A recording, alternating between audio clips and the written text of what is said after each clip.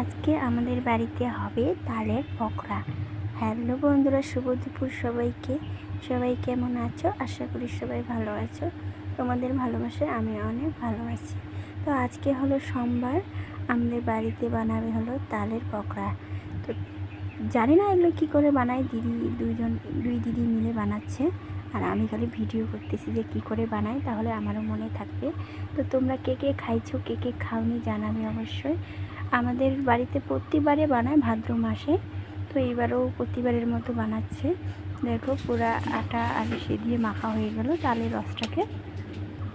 পকোড়াও বানা কমপ্লিট। এবার দিদি খাইয়ে বলবে কেমন হয়েছে।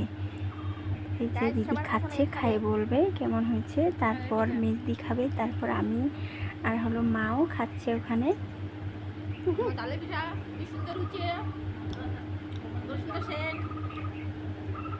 এবারে মা বলবে কেমন হয়েছে। মা বলতেছে হ্যাঁ ভালো হয়েছে।